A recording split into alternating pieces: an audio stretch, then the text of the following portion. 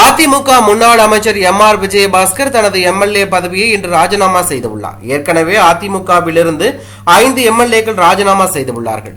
மரகதம் Kumaravel, Jayakumar, Satyabhama, Isakki Subbaiah, C. Vijayabaskar ஆகியோர் ராஜினாமா செய்திருந்த நிலையில் அதிமுக முன்னாள் அமைச்சர் எம்.ஆர். விஜயபாஸ்கர் தனது எம்எல்ஏ பதவியை ராஜினாமா செய்துள்ளார்.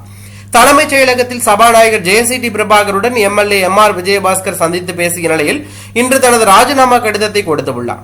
அதனை சபாநாயகர் ஏற்றுக்கொண்டுள்ளார். இந்நிலையில் எம்.ஆர். விஜயபாஸ்கர் கரூர் தொகுதியில் அதிமுக சார்பில் எம்எல்ஏவாக வெற்றி பெற்றவர்.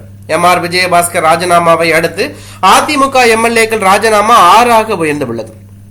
அடுத்து எம்.ஆர். விஜயபாஸ்கர் வரும் வியாழக்கிழமை தமிழக வெற்றி கழக பொதுச் செயலாளர் ஆனந்த் முன்னிலையில் நடைபெறவுள்ள இணைப்பு நிகழ்ச்சியில் முன்னாள் அமைச்சர்கள் சி. விஜயபாஸ்கர் மற்றும் எம்.ஆர். விஜயபாஸ்கருடன் சேர்ந்து கரூர் மற்றும் புதுக்கோட்டை மாவட்டங்களைச் சேர்ந்த ஆயிரக்கணக்கான அதிமுக நிர்வாகிகள், முன்னாள் உள்ளாட்சி பிரதிநிதிகள் மற்றும் கட்சி தொண்டர்களும் தமிழக வெற்றி கழகத்தில் இணைய உள்ளதாக தகவல் வெளியாகி பரபரப்பையும் அதிர்ச்சியும் ஏற்படுத்தியுள்ளது.